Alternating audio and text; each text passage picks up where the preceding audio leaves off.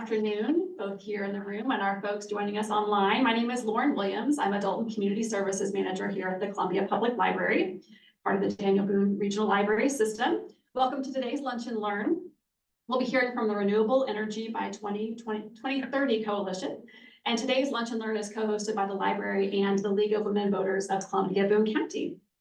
We have people, obviously, here in the room, also on Zoom, so just a little bit of housekeeping for our Zoom folks in particular. If you're on Zoom and want to ask questions during the Q&A portion of the event, which will be at the end, please use the chat feature.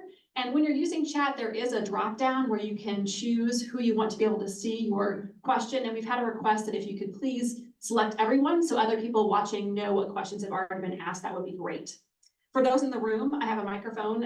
After their presentation, I can walk around and so you can ask your questions. So raise your hand. We also have note cards in the back. If you're more comfortable writing your question down, wave those around and we'll pick them up and read that out for you. We are recording today's presentation, so it will be available in the next few days on both the library's YouTube channel and the League's YouTube channel for future viewing, and so you can share with your friends.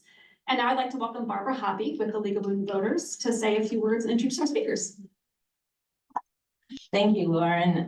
We're always appreciative of the library and Lauren Williams for being co-sponsors of our Lunch and Learn programs, and it's great to be in-house in the Friends Room and online. Today we have a very, I think, interesting, compelling, important program on Columbia Utility achieving 100% renewable energy by 2030. And I'm very pleased to have and introduce Carolyn Amperan, who is the chair of the Mid-Missouri Sierra Club, and Mark Hyam, who is the director of Mid-Missouri Peaceworks. And they've both been very active in this issue and are very informative. And I think you'll find this is an extremely informative and important program. And I just wanted to mention again that we'll take questions at the end of the program.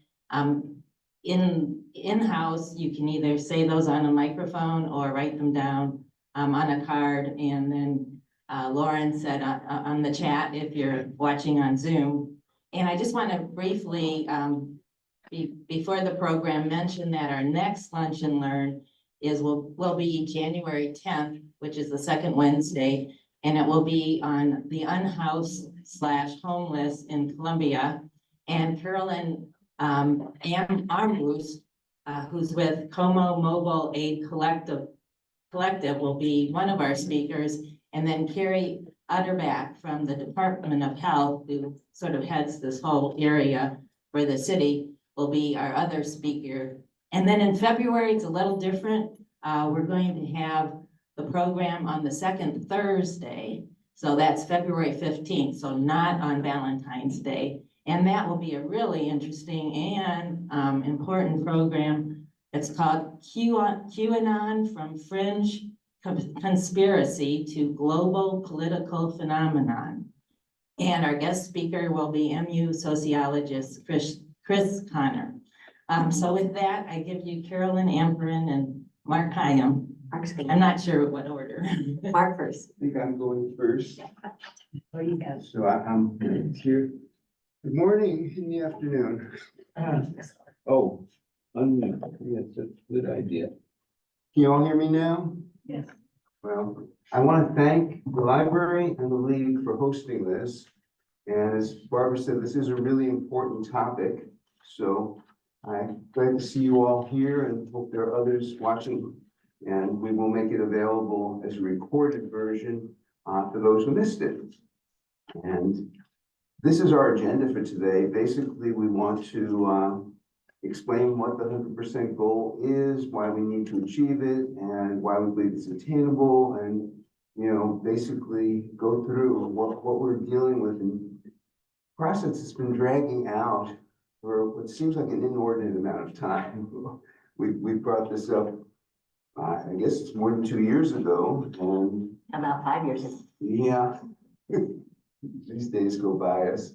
What I do want to start off by saying, though, is that the news out of Abu Dhabi today is very disconcerting.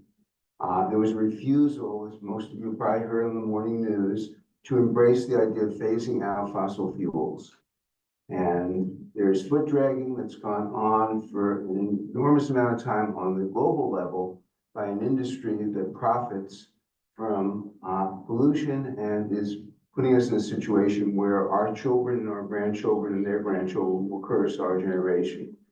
So we really need to take action at the grassroots. The fact that it's not being done properly on the global level puts more responsibility on us. And basically what we're asking of the city, Columbia Water and Light in particular, is that we go to 100% clean renewable energy for our electricity by 2030.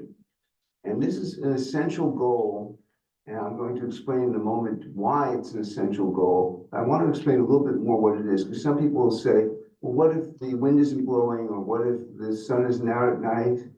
We expect that. We expect there'll be some places the wind isn't blowing at all times, and some places, every place where the sun's not out at night, unless you're in, the northern reaches. But basically, we're talking about making sure that we generate enough renewable electricity to cover all our needs. And that could be spread out differently. We could tap the grid as needed. We can develop storage over time. But this decade, if we can cut down in half our emissions, we can be on track, and we can do that best by going to 100% renewable. And that's what I want to focus on. This slide shows the reduction targets that have been currently embraced by Columbia. Now, it's important to distinguish between overall emissions and the emissions that come with electric generation. Electric generation accounts for about 43% of our overall greenhouse gas emissions. Our interim goal right now that has been embraced for the overall emissions is 35% by 2035. This is from the CAP, the Climate Action Adaptation Plan, 80% by 2050 and 100% by 2060. These goals are inadequate, in our opinion, but not just our opinion, in the opinion of the scientific community. We need to cut in half our emissions this decade. The municipal operation goals, that's, anytime a city vehicle is being driven, any city building is being heated and cooled, whatever the city does, not counting water and light, which is a city department, but looking at their internal usage. So if they're using electricity in their buildings, that would count on these municipal goals. And that interim goal is 50% by 35 and carbon neutral 100% by 2050. But again, this is inadequate. And the other part of this is it's not just inadequate, but we're not even getting there.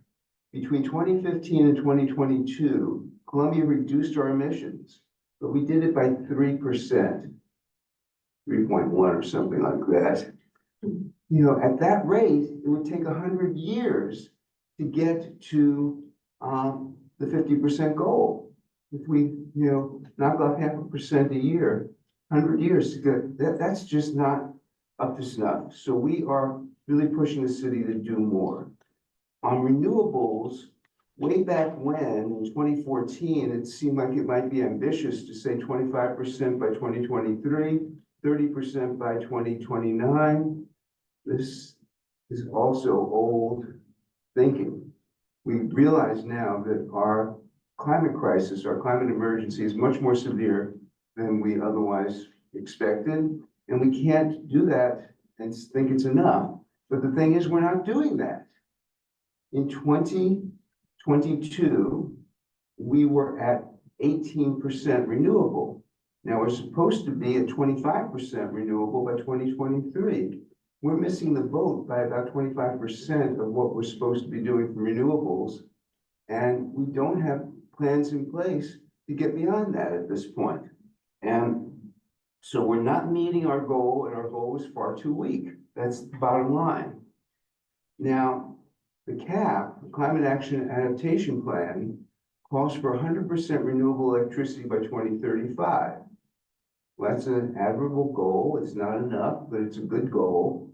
But the thing is, we're not meeting our goals right now. And the only way we're going to meet the goals is if we embrace the notion of getting much more aggressive at this, setting higher goals, coming up with interim goals. We need to take this seriously. Business as usual just won't cut it. We're in a climate emergency.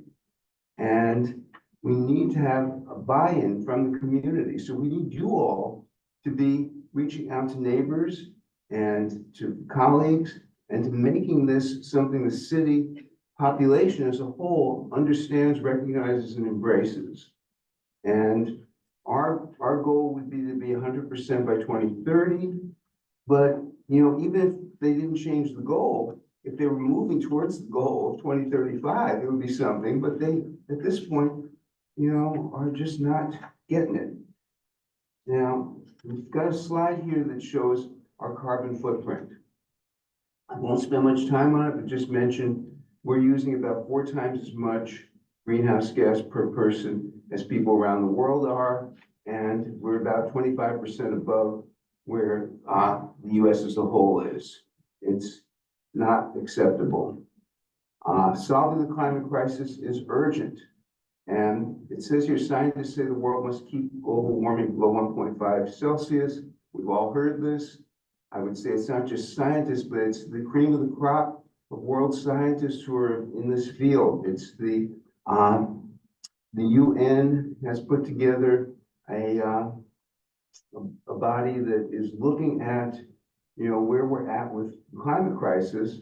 And they're telling us, you got to cut it 50% this decade. And that's not just any scientist saying it. It's the people who know the most about this. And when we put the other thing is, it says here that we are the second largest producer of greenhouse gases. That's true. China's the first largest. Their population is more than 4 times our population. On a per capita basis, we are still producing and emitting far more greenhouse gases than they are. This shows part of why this is so important. Anybody who thinks that the climate crisis is something we've made up just doesn't know what they're talking about. 21 of the 22 hottest years on record have occurred since 2002, which means every year since 2002 has been record setting or at least above the average we've had in the past, or the peaks we've had in the past, I should say. The hottest of all have been the last 9 years, and this year is going down as the hottest in history.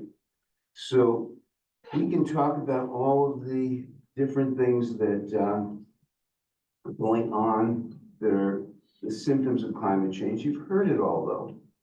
We've heard about sea levels rising. We've heard about the extreme weather events, their frequency increasing.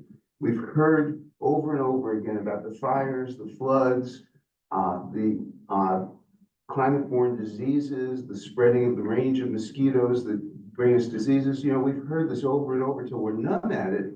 But the bottom line is, this stuff is real. It's happening now. And we've got to do something about it. This is a real urgency. And the thing that we see that can be best accomplished, you know, to do this is to push for the 100% by 2030. I'm sort of going through my little pile of slides here. This shows that we've had historically 5 days per year with temperature above 95 Fahrenheit. We're projected to increase that to 50 days by mid-century. Our cold days are not as cold. Our hot days are hotter. This shows some of our extreme weather catastrophes. The thing that I just want to bring home to you all is that the key way that we can actually reduce our greenhouse gas emissions by the goal we've had set for us by the Intergovernmental Panel on Climate Change is to switch over our sourcing of electricity. Why do I say that? Because everything else we do is very small increments. You know, you want to get an electric vehicle rather than burning gasoline or diesel. A lot of people have to buy different vehicles. If you want to switch over our heating in our homes from our natural gas furnaces to instead heat pumps, run on electricity that's renewably generated, which is a great goal to do, but you've got to get literally tens of thousands of households switching over how they're getting their heating done. And you have to have those people have the money to do it, or you have to provide the money to do it, and you have to find the contractors. It's much easier, quicker, and it uses the existing infrastructure of distribution to just switch where the electricity is coming from. If it comes from a wind farm and a solar farm, or multiple farms, it's going to be able to go to clean, green, renewable. You won't even notice the difference at home. You turn on the light, it comes on. You go to your computer, it's working because it's plugged in and we're connected. There's a grid. This is what we've got to recognize, that the way to get significant cuts, I said earlier, 43% of our emissions are coming from our electric generation. So if we're going to meet the 50% goal, if we go to 100% renewable electricity, we only got 7% to cover by other means. And I think I'm going to turn it over to Carolyn now. Thank you, Mark. Thank you. Okay, so welcome everyone, and thank you for coming out, both on Zoom and in this busy month here in person. So I'm going to talk about, to get into the nitty gritty a little bit more about how Columbia can achieve 100% by 2030. We've actually, as we were just discussing, we've been working on this for several years. The Climate Action Plan for Columbia was actually passed in 2019, so it's going on 5 years old now, and the city will actually be working on an update on that next year. And when it was first passed, you know, we put a goal in that plan to get to 100% renewable energy, but we knew that the city was going to need, you know, concrete factual information about the cost and the implications to get there. And so we're waiting for some of these studies that this slide highlights.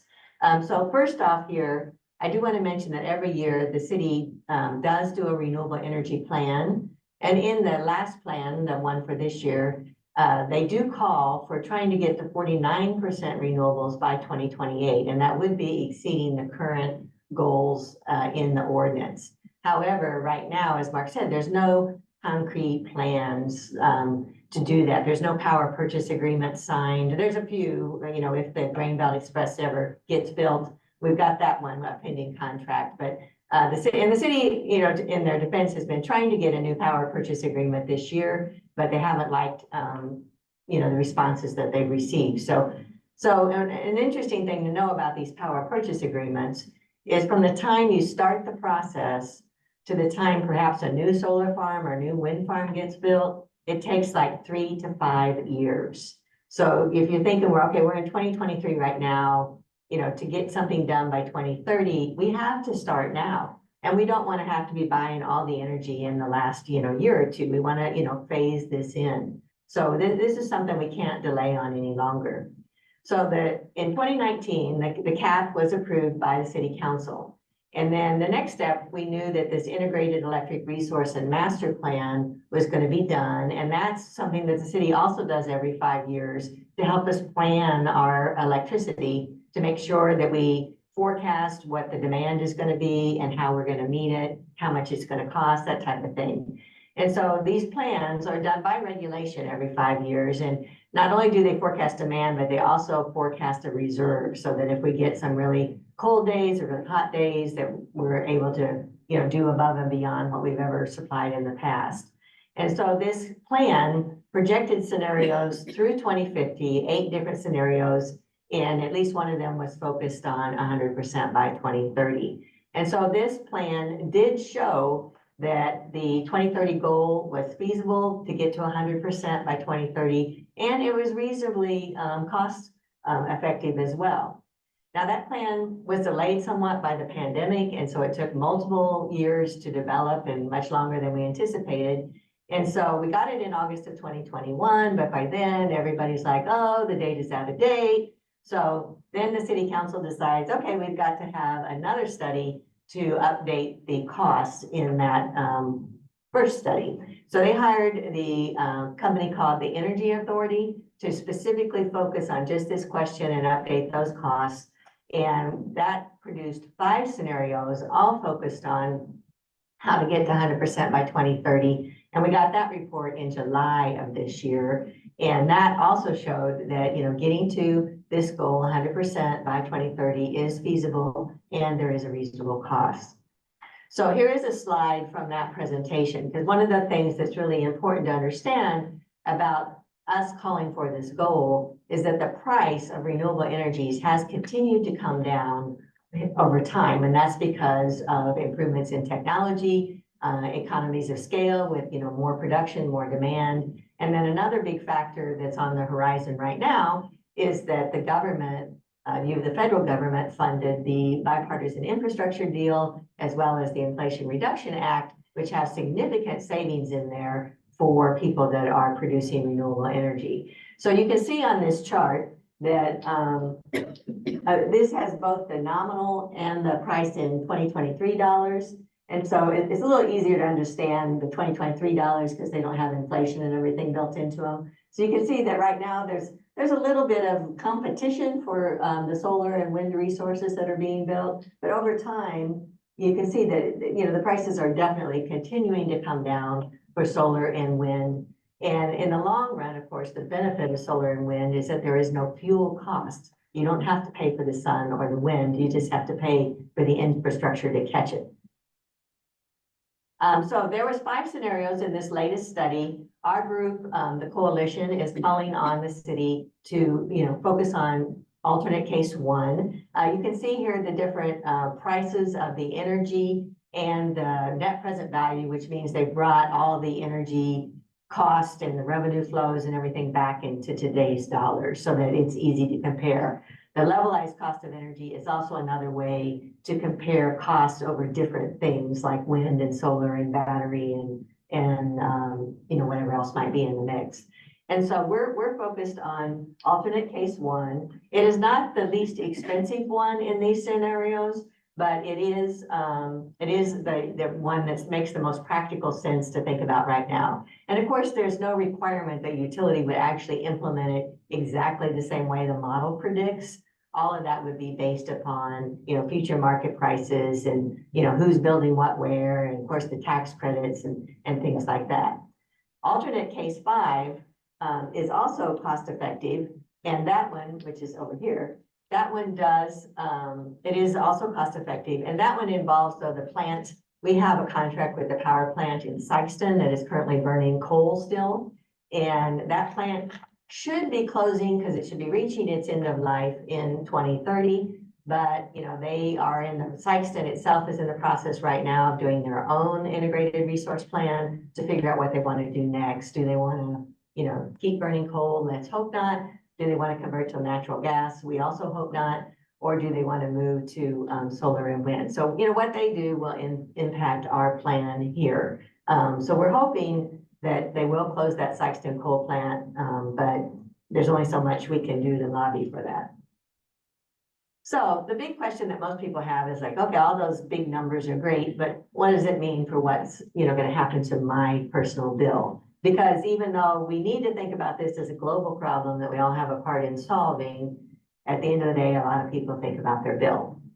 So one of the things that we need to understand about the utility is that the cost for energy, so the cost to actually produce electricity, is only a half of the utility's total costs. Because they have all those other expenses, the linemen that fix the power lines when they go down, or they install the new meters, or the running the plants.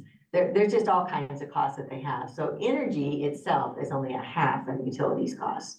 And so that's the part that we're talking about. We're only talking about a half of the pie here. The other thing that really impacts the cost that we will see is when we need to do this. So that's or when they decide to invest in this wind capacity, solar capacity, or battery capacity.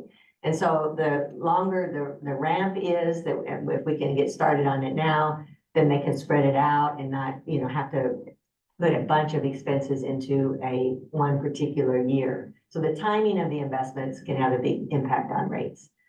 The other thing is that I want to mention is that even if the city makes this commitment and, you're never gonna reach a goal if you don't set it. You have to set a goal so you can start working towards it. And even if the city makes this goal, we have the opportunity at every step along the way to say, okay, wait, let's think about this because, something's gone awry in the market. Like when Russia invaded Ukraine, gas prices, went crazy. So we can always say, okay, because the city council has to approve every power purchase agreement and they have to approve every rate increase.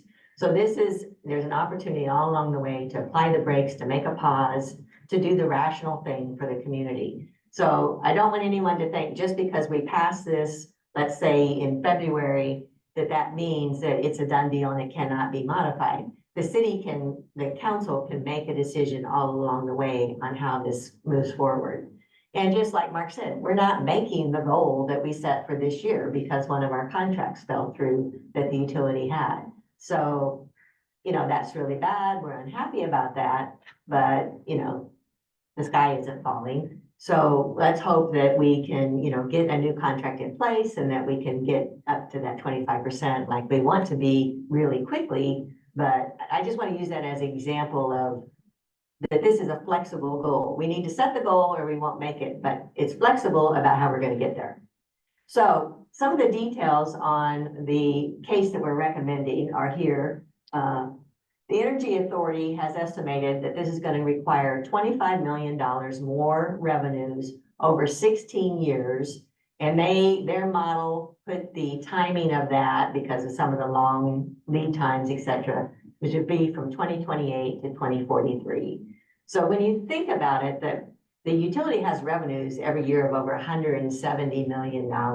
So $25 million is really not that big of an additional investment for us to make to do our part to save our climate and to save ourselves from all these extreme weather events and things that Mark talked about.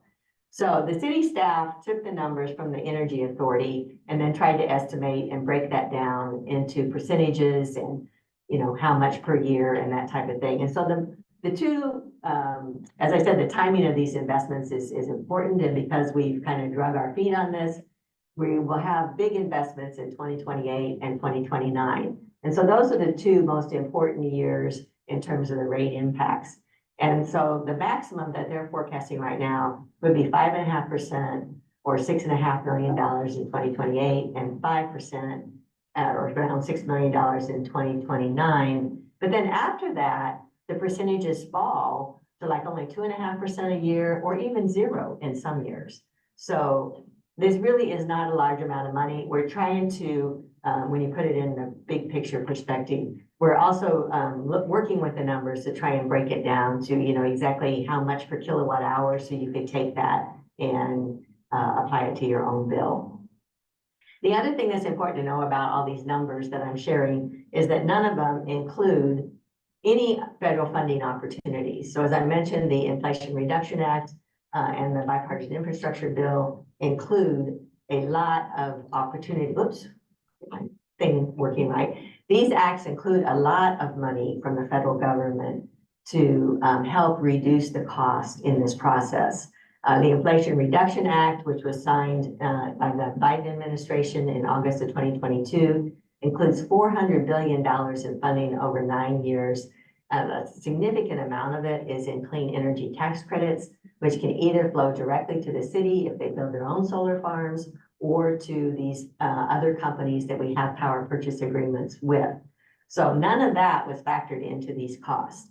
The coalition and Sierra Club did arrange a presentation for city staff of all these, many of these opportunities that can be taken advantage of on a local level. And it is our understanding that both the utility and the sustainability office are applying for some grants, but we don't know which ones. The other really important thing to know about this federal money is that because we used to have a power plant here that burned coal and now does not, we are considered an energy community. So we are eligible for money that's set aside in a special bucket for communities that are designated energy communities. And we're also eligible for money that's set aside in a special bucket for communities that have a census tract that includes lower income, historically disadvantaged populations. And we have one of those census tracts as well. So hopefully we will be taking advantage of this money, and it's going to reduce that $25 million. Another thing that we also need to work on at the same time, we're working on converting our energy away from fossil fuel, is to reduce our energy demands. And Mark talked about that, how we can, those of us that own our own homes can invest in HVAC systems that are more efficient. We can use heat pumps. We can get off of natural gas. There's a lot of programs that are going to help people reduce their energy demand. And also, this is important, of course, for low and moderate income households, reduce their energy costs. So Mark mentioned this a little bit. Of course, another big implication or consideration is the reliability. And, if we go to this, will we always have electricity when we want it? And the interesting thing about Columbia's electricity that really isn't commonly known is that it all comes from the grid anyway. We don't really produce hardly any of it locally. I mean, a really small percentage gets produced locally. The rest of it comes in on the grid, which is the transmission lines. And so our grid that we're part of is part of what they call here in the whole Midwest. There's a grid operator called MISO that runs that grid, and they manage in 5-minute increments where the power comes from and, who's supplying it. Do we need to ask for more? Do we need less? That type of thing. So the reliability that we experience here in Columbia is a function of the entire Midwest grid. Now, the grid can be designed and is designed to include a lot of diverse resources to meet this. So we don't have like all of our solar farms in Missouri, and we don't have all of our wind farms in Iowa. We've got wind farms in Iowa, we've got wind farms in Kansas, we've got wind farms in Missouri, we've got solar spread everywhere. So when you have that, it means that you have more reliability because of course, the weather conditions are not the same in all those locations at the same time. Another thing that has really improved in recent years is weather forecasting. Those of you who, use a weather app either online or on your phone know that you can get, hour by hour forecast, and they're right. It didn't used to be that way. You could know that the rain's coming in 15 minutes and where it's going to hit in Columbia. So that kind of weather predictability also means that they have that kind of predictability with the grid to know, that we're going to get so much wind energy from this wind farm in Iowa, and we're going to get so much sun from this sun farm in Boone County. And so that really helps them be able to predict what goes on with the grid. And then there also is, because of all of this, the grid is easily able to say, okay, Iowa, we need you to turn on more of your wind turbines because we need more wind energy from you because it's going to get cloudy in Boone County here in 20 minutes.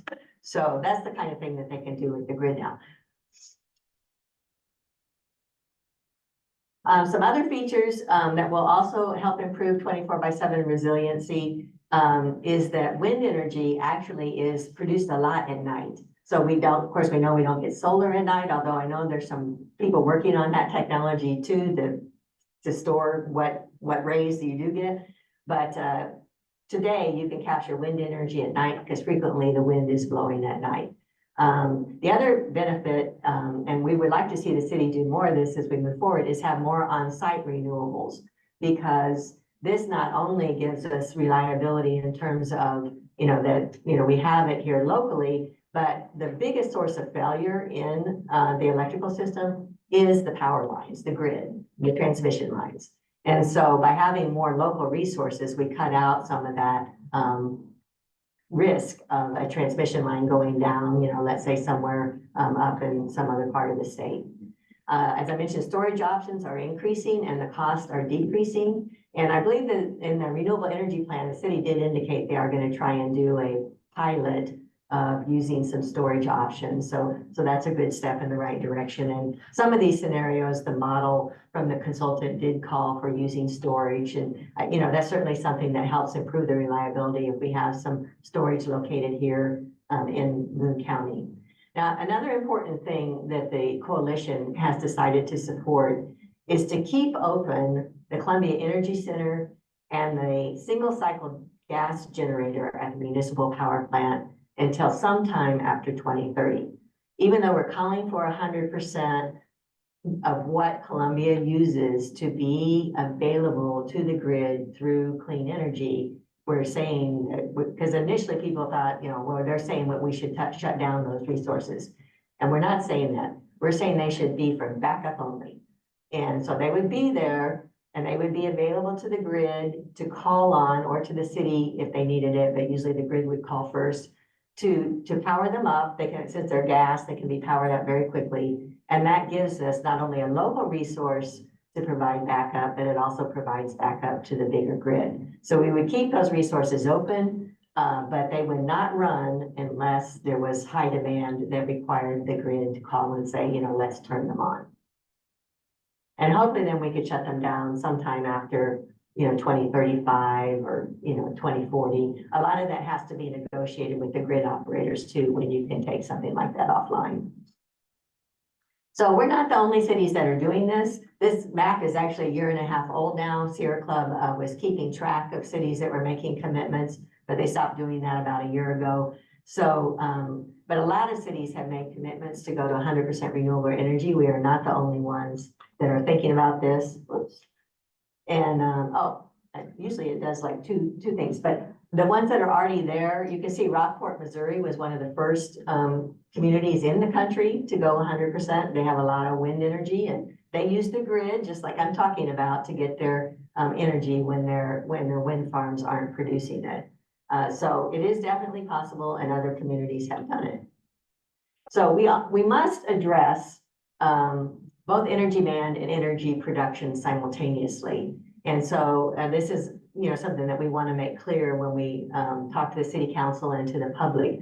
So we're calling for this goal of 100% clean renewable energy by 2030, and that goal is supported by the city's Climate and Environment Commission to change the date to 2030.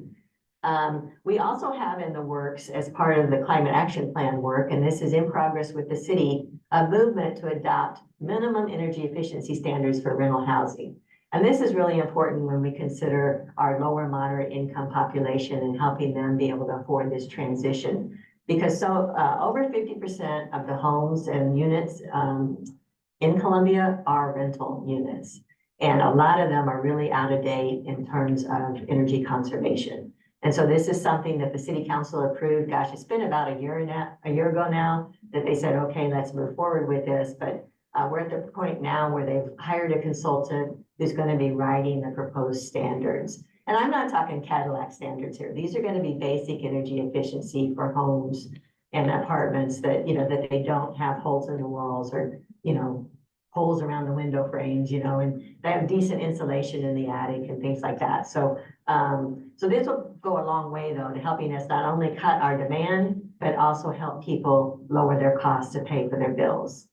Now, Columbia is one that was on, moving to the next bullet, which is building codes. Columbia was was actually the first community in the state to adopt the 2018 energy conservation codes for both commercial and residential. So for 2018, any building that's been built in this community has been built to a much higher standard of energy efficiency, which is wonderful, but we need to stay current with those codes. Because of the pandemic, it looks like we'll be skipping the 2021 codes. So we will definitely be pushing hard to get the 2024 codes in place, because we need to continue to push forward as new technology comes out and new methods come out on making newer buildings more energy efficient. The city is in the process of benchmarking all of their city buildings for energy usage. And now they've actually, I believe, completed the benchmarking. So now they're in the process of identifying the priority upgrades to improve energy efficiency. And they've actually applied for some grants to help fund that. So, these are all things that will help us reduce our demand.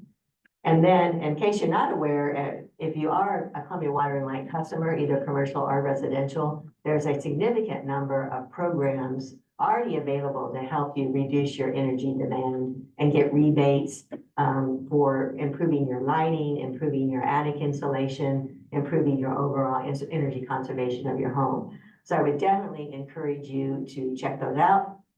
Some of them you can get a free assessment as one of them. And a lot of these are specific for people that are low or moderate income. Now, we feel we do need more programs focused on lower moderate income families or households, but at least we have some. So I'd encourage you to check that out at Columbia Power Partners online. So how can you help with this process? So if you're interested and if you support us, we definitely need your help because the city council has to feel that there's support in the community to be able to make this transition and set this goal. And so if you would contact your city council member and the mayor to tell them your support for the goal of 100% renewable energy by 2030, and also encourage the staff to apply for these federal funding opportunities. There's work in getting money from the federal government, so sometimes staff people are reluctant to pursue that. Or maybe we even need to hire another person that's a grant writer, so we need the city council to be doing what it takes to help us get this federal money so we can make this transition and do it at the least cost for our community. Another thing that, if you're interested, the coalition has a written proposal that goes over what Mark and I have covered, and then some other things in even more detail. If you're interested in that, you can access it at this short URL bit.ly at 100 by 2030 CWL proposal, and you can share that around. And we talked about the fact that this session today is being recorded. It'll be on the league website. It'll be on the library's website. If you can share it with friends and family or on your social media, that's another way to help spread the word and get people educated on this subject. If there's any organizations that haven't signed a sign-on letter yet, that organization can be a church, it can be a business, it can be, nonprofit, it can be anything. We have several organizations that have signed on, but that's really helpful to us to go to the city council and say, look, this isn't just, these few people on the coalition or these few organizations. It's all these, businesses and organizations in Columbia. So we would appreciate more endorsement letters. And then, of course, the other way you can help is by reducing your own demand for electricity. And, that's by making the energy efficiency improvements we talked about. And then in the summertime, not right now, but in the summertime, our peak demand always comes between like 4 and 7 p.m. And you can do things that really help reduce that peak demand. You can, maybe set your thermostat a couple of degrees higher for those hours. You can not run optional appliances during those hours, like your clothes washer, your dishwasher, your vacuum, any of those kind of things. So I've just gotten in the habit of always running my dishwasher outside of those hours. So, and then for those of you that are able, you can install solar at your home or business, or the city just announced their new community solar program. So if you can't install solar at your own house or business or apartment, you can invest in the community solar program. And that's another way for us to show confidence with the city that this is something that we want to do. And the more people that invest in the community solar program, then they'll be able to, invest in another solar farm. So I just want to wrap up with saying that in this whole climate issue, not just here in Columbia, but with the state, with the federal government, with the county, it's so important that you use your voice. Next year, we'll have the opportunity to use our vote to get the right people into office. And also, you have your own personal choices. You might be buying a lot of appliances for holiday gifts right now. So, think about, always getting energy smart appliances and checking how much energy they use. And it's so important that we speak truth to power, that we don't just, sit back and, say that this is, that this is like, something that's going to happen later on. They don't have to have an urgency. As Mark talked about, we must have an urgency, and we must keep making that point with them, because right now the city of Columbia does lack a sense of urgency. So with that, I think it's time to open it up for questions.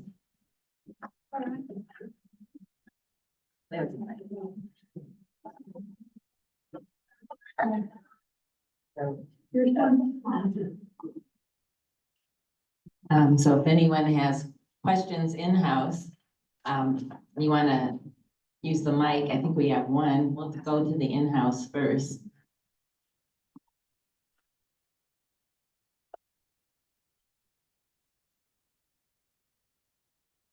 Thank you. I have a question about the term grid. And it's just, I don't quite understand.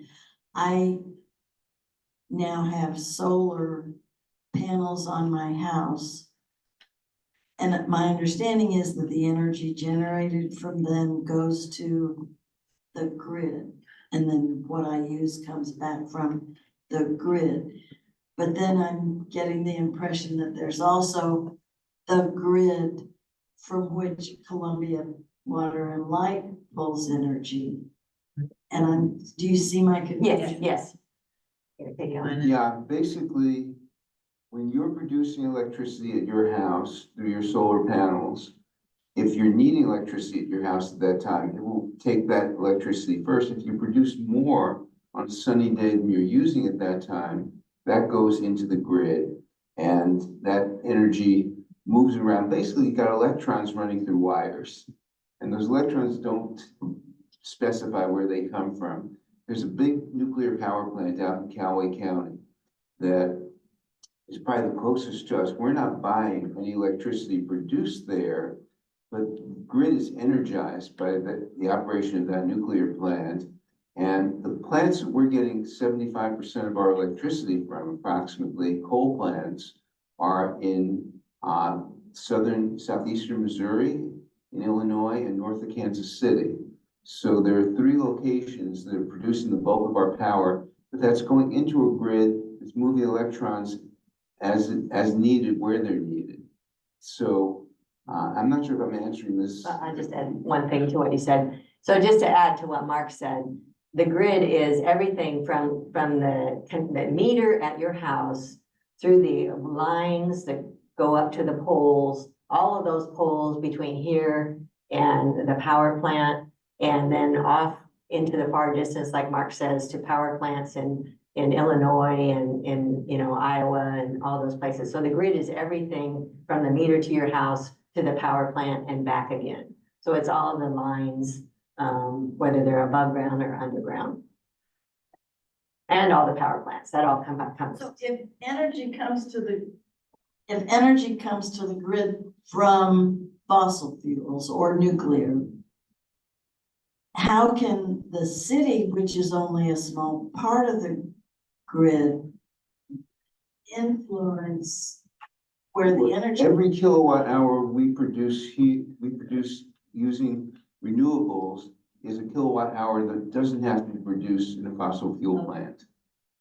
Right, so the way that I just put up a slide about this, the way the grid operators run the grid network, they decide like every 5 minutes where the energy is coming from. And so if our city buys enough renewable energy and puts it into the grid, no matter what state it gets entered in, that's renewable energy that's available on the grid to use. Because that energy costs less than fossil fuel energy, whether it's natural gas or coal produced, the grid operators are always going to buy it first. So the grid operators are always going for the least cost choice every 5 minutes. And so the renewable energy costs less. So if we're putting 100% of our demand into the grid, we're adding that much more renewable energy to the grid. It's going to be bought first.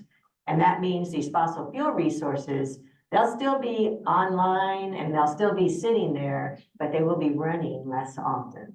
So it is a complex topic, but because fossil fuel energy costs more to the grid than renewable energy does, those fossil fuel sources are going to be on standby more often.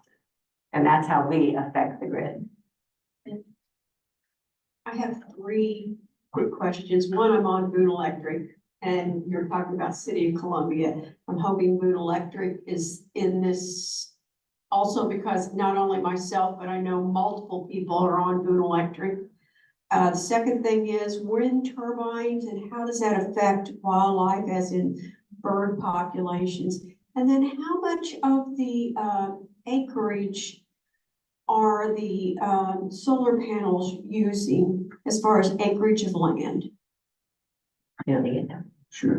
Okay, so Boone Electric, is not part, it is part of the overall city goals, but of course the city has no control over what Boone Electric does.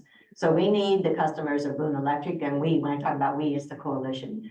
We need the customers of Boone Electric to be expressing to them that they want, Boone Electric to be reducing their use of fossil fuels and go with more renewable energy. The Boone Electric uses the grid differently than the city of Columbia does, in that they buy a lot of their power from an association of co-ops. And so I'm not going to go, I don't have all the details on that, but I will say that it's different And so, but it's really important for Boone Electric customers to be voting for board members who will, do solar and renewable and, be expressing that. And I'm sure I'm gonna forget your second and third question. So the second one was about wind. Yeah. Sierra Club and the Nature Conservancy take a really big interest in, where wind farms are sited.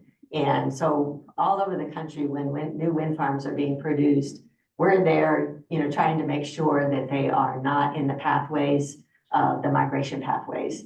And so, and there's a lot of things that can be done, both for birds and bats, which are both wildlife of concern, to make sure that they're not hurt by these wind farms. So one is positioning and siting. The second one is at what speed the wind turbines turn on.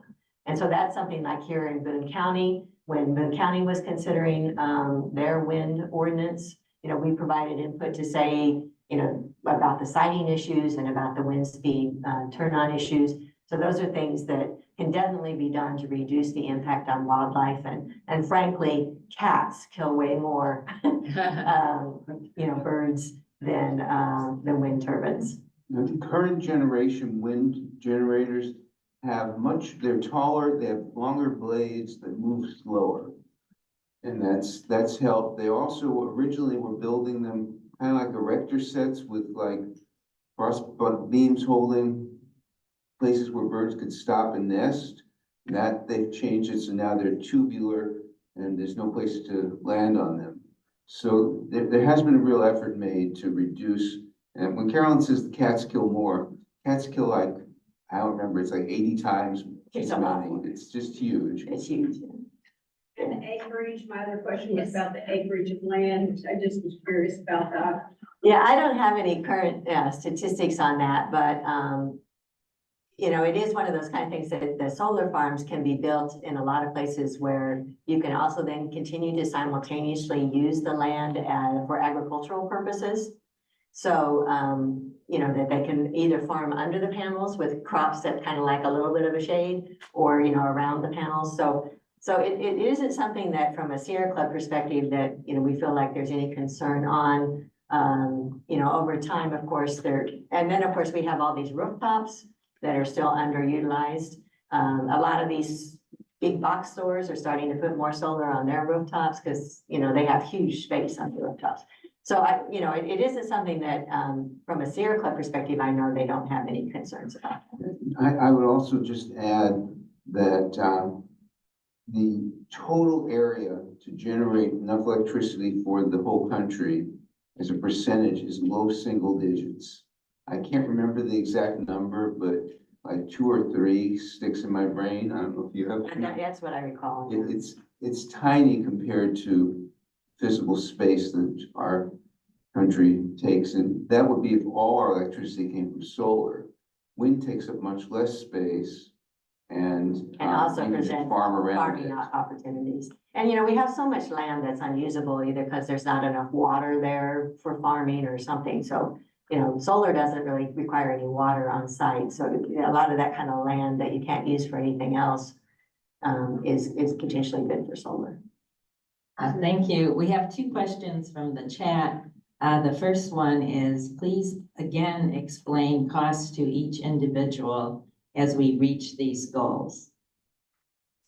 But I guess what I would say on that is we don't yet have all of the numbers on what the cost to each individual is going to be. Some of our team members are doing estimates, and the coalition hasn't had an opportunity to, get through the numbers yet. And so we won't publicize them as the coalition until we've validated everything. But, we're talking about like 5% in 1 year and 5.5% was the worst case that the consultant and the utility came up with.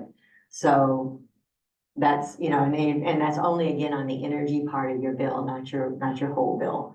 So I think we'll just have to stay tuned on costs per individual customer. Right, but there was some estimate from the experts on the different years. I would add that people can reduce that cost by doing energy conservation and reducing their energy demand. Right. Which So then you can actually balance out that 5%. significantly reduce your own bill if you know, have old appliances or your house hasn't had updated insulation. You know, there's significant things you can do to reduce your. Or I have neighbors that just keep their outdoor lights on all the time. Yeah, and practices, And simple all the practices house like lights that. on. Yeah, If they have a dollar issue, they can address it, right? yeah.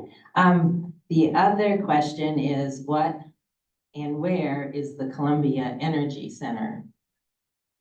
It's up north of town, going toward Moberly. I don't know the exact location, but it's a natural gas plant, or a plant that uses natural gas to generate electricity. It was owned by Ameren, and they sold it to Columbia 15 years ago, something I like that. think when I was on the city council and I've been there, it takes up very little space. It's a small area with big sort of white, it was a white round tower.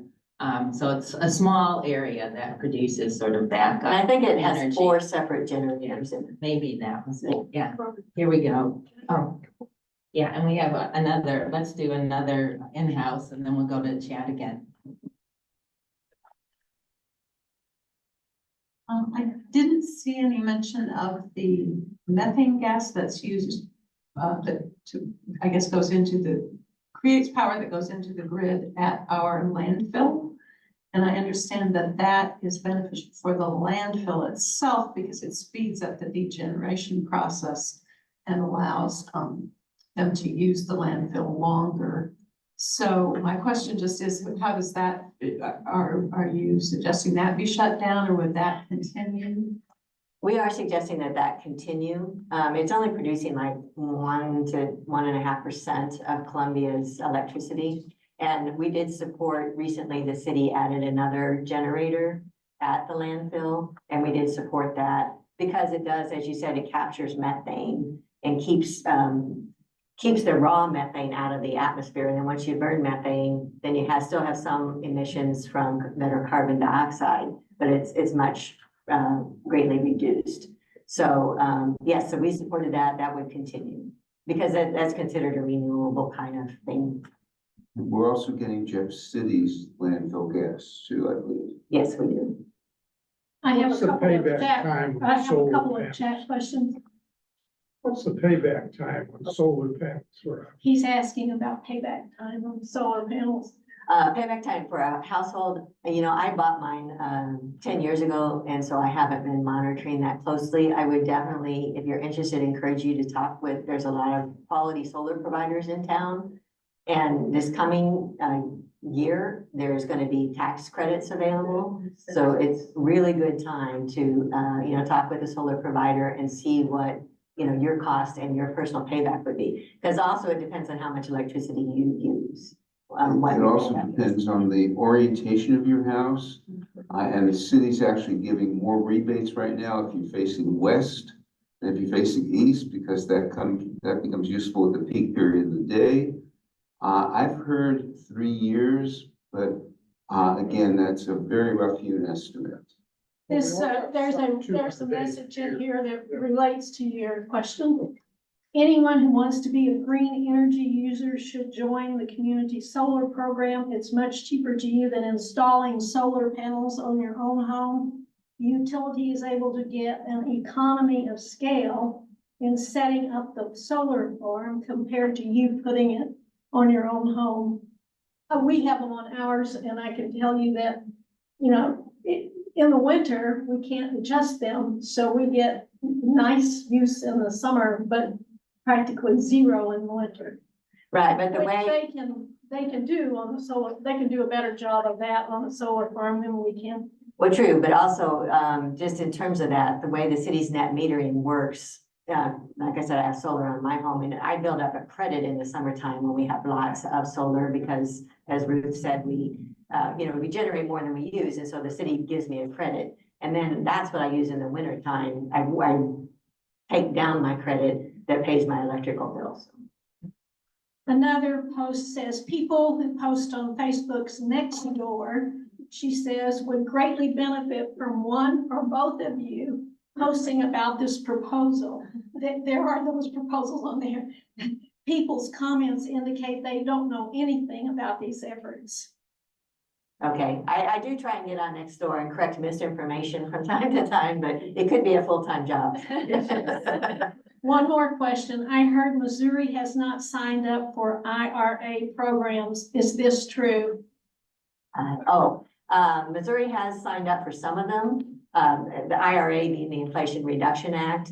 A big one that Missouri is participating in is Solar for All.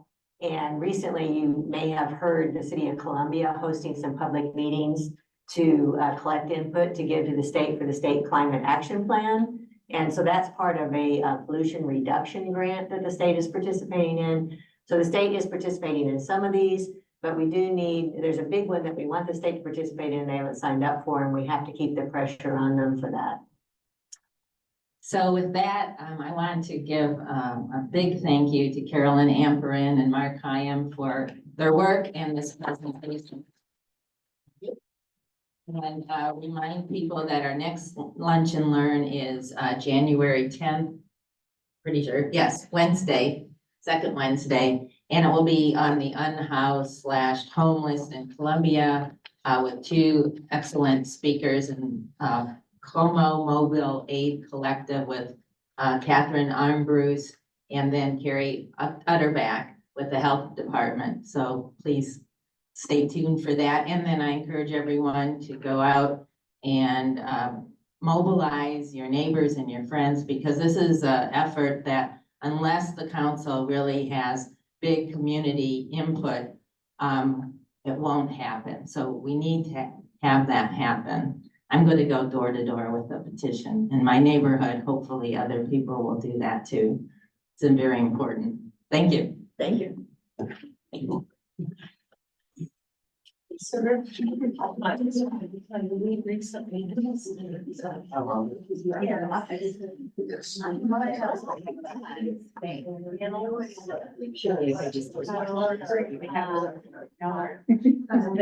know it's hard, but I would do that.